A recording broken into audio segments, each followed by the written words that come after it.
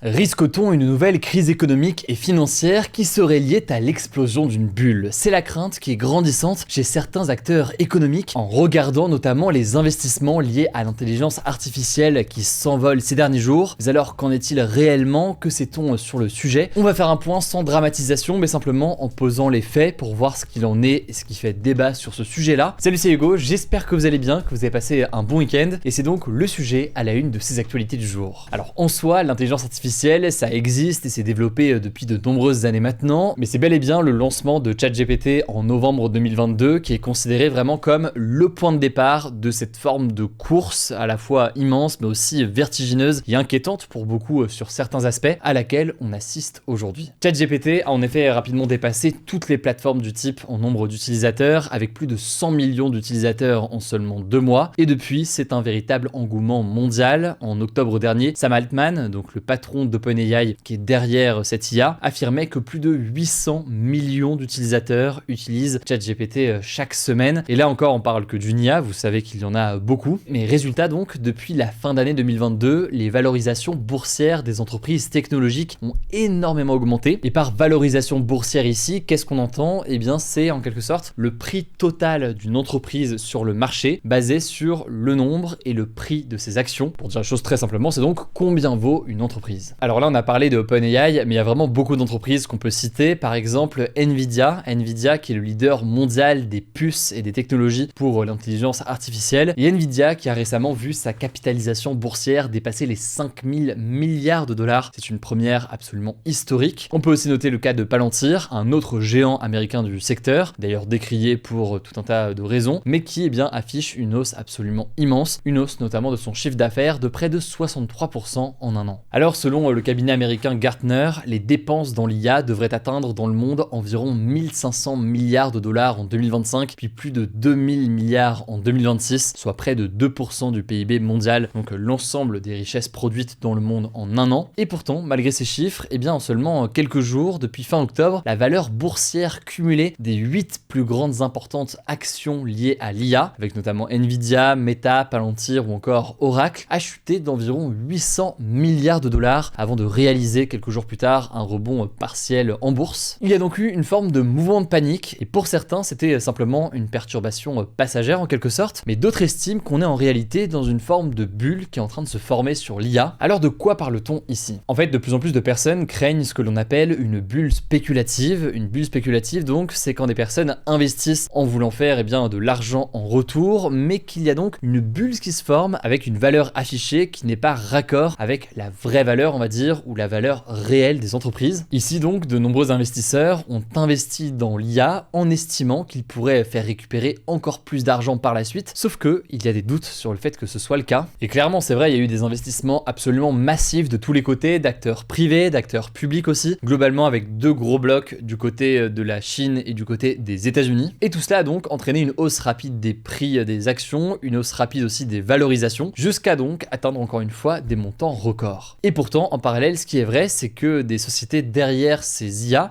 elles sont rarement rentables. Alors attention, il faut rester factuel, dans ce modèle-là et sur des entreprises qui parfois créent des choses de nouvelles, la rentabilité, elle peut prendre parfois de nombreuses années, mais tout de même, il y a aujourd'hui des pertes extrêmement importantes. Par exemple, OpenAI, donc la maison mère de ChatGPT, sur les 9 premiers mois de l'année 2025, elle a déjà réalisé près de 19 milliards de dollars de pertes, des pertes dues notamment à la maintenance et à la fourniture d'électricité pour faire tourner en fait tout ça. Et encore une fois, aujourd'hui, on va pas parler du coût environnemental, même si évidemment c'est un coût absolument colossal. Pour autant, son PDG Sam Altman se veut rassurant et il prévoit des revenus qui atteindraient, je cite, des centaines de milliards de dollars d'ici à 2030. C'est ce qu'il promet en quelque sorte donc à ses investisseurs. Mais tout de même, si la tendance persiste, elle inquiète un certain nombre d'acteurs économiques. À un moment donné, le risque, c'est que le marché réalise en quelque sorte que la croissance des investissements dans l'IA est démesurée par rapport aux bénéfices financiers réels. En réalité, il y a certains éléments qu'il va falloir observer. D'abord, la question des revenus potentiels de ces entreprises. Et puis, en parallèle, il y a aussi la question de l'utilisation réelle, en quelque sorte, de ces IA. Alors, je vous fais pas un dessin, je pense que vous le voyez de toute façon autour de vous. Évidemment, l'intelligence artificielle et ChatGPT notamment sont massivement utilisés par énormément de monde. Et on vient de le voir d'ailleurs avec des chiffres. Mais il y a utilisation et capacité à avoir un modèle économique à partir de là. Est-ce que les gens sont prêts à payer? Si oui, combien? Dans quelle mesure est-ce que ça peut pallier balayer les investissements colossaux et les dépenses aussi en matière d'énergie. Et encore une fois là, je ne parle pas de l'impact environnemental, même si évidemment c'est un sujet essentiel à voir. C'est l'une des questions importantes, et même s'il y a énormément d'incertitudes aujourd'hui, on peut noter par exemple que l'investisseur américain Michael Burry, connu notamment pour avoir anticipé la crise des subprimes en 2008, dont on avait déjà parlé dans une autre vidéo, et bien lui vient littéralement de miser près d'1 milliard de dollars sur la chute des actions de Nvidia et de Palantir, deux géants donc qu'on évoquait à l'instant. Alors effectivement, le risque dans ce genre de situation, c'est que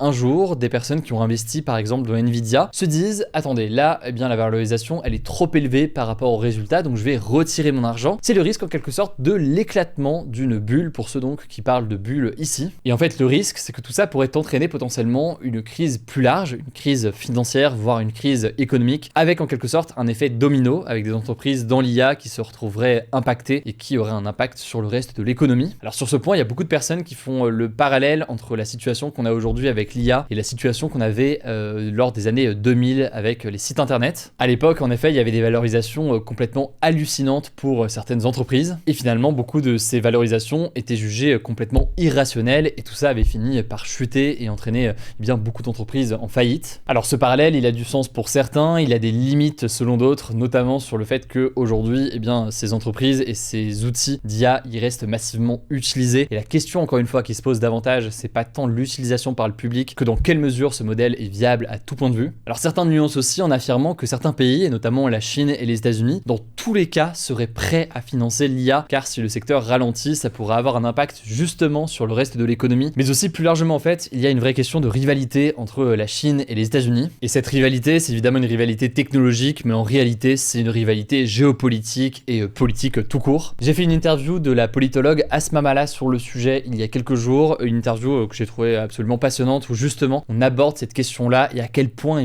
est-ce que Xi Jinping d'un côté et Donald Trump de l'autre côté utilisent et instrumentalisent d'une certaine façon cet outil pour en faire un outil de pouvoir. Ça me paraît essentiel aussi à comprendre, donc je vous mets les liens directement en description. C'est disponible sur YouTube, sur notre chaîne YouTube des grands formats et en podcast audio. On verra en tout cas comment est-ce que tout cela évolue. Dites-moi dans les commentaires d'ailleurs ce que vous pensez dès qu'on aborde des sujets comme ça, économiques et technologie. Allez, je vous laisse avec Blanche pour le reste de l'actualité et je reviens juste après. Merci Hugo et bonjour à tous. On commence avec cette info. L'ancien président de la République, Nicolas Sarkozy, a été libéré de prison ce lundi après 21 jours de détention à la prison de la Santé à Paris. En fait, la Cour d'appel de Paris a accepté sa demande de remise en liberté après sa condamnation à 5 ans de prison avec exécution provisoire dans l'affaire du financement libyen présumé de sa campagne présidentielle de 2007. Pour rappel, la justice estime qu'il a participé à un financement illégal de sa campagne présidentielle avec des fonds provenant du régime libyen de Mouammar Kadhafi et qu'il a pris part à une association de malfaiteurs mise en place pour transférer clandestinement ces sommes. C'est la première fois qu'un ancien président français a été incarcéré. Concrètement, Nicolas Sarkozy est donc sorti de prison ce lundi et il est placé sous contrôle judiciaire en attendant un deuxième procès car il a fait appel de la première décision de justice. Le nouveau procès aura lieu lui en mars 2026. Alors qu'est-ce que ça veut dire sous contrôle judiciaire ? Eh bien Nicolas Sarkozy a désormais interdiction de quitter la France. Il a aussi interdiction de rentrer en contact avec les personnes citées dans le dossier, mais aussi avec le ministre de la Justice, Gérald Darmanin. Je vous mets des liens en description si vous voulez en savoir plus. Deuxième info, la COP30, donc le sommet des Nations Unies sur le climat, s'est ouverte ce lundi à Belém au nord du Brésil. Elle durera 2 semaines jusqu'au 21 novembre prochain et réunit les représentants de plus de 160 pays, dont Emmanuel Macron, qui est actuellement sur place. Au total, 50 000 personnes sont attendues, notamment des membres d'associations, des chercheurs, des représentants d'organisations de jeunesse ou encore des entreprises. Comme chaque année, l'objectif c'est de faire avancer les négociations et la coopération dans la lutte contre le changement climatique à l'échelle mondiale. La COP30 se tient cette année aux portes de la forêt amazonienne. C'est un symbole voulu par le président brésilien Lula qui veut mettre l'accent sur la question des forêts. Il veut notamment créer le Tropical Forest Forever Fund, un fonds pour financer la sauvegarde des forêts tropicales. À noter tout de même qu'en 10 ans, le Brésil a participé à plus de 70% de la perte nette de forêts dans le monde, selon l'Organisation pour l'alimentation et l'agriculture. En tout cas, si vous voulez en savoir plus sur cette COP, je vous renvoie à nos actus de vendredi. On rentre un petit peu plus dans les détails, notamment sur les enjeux.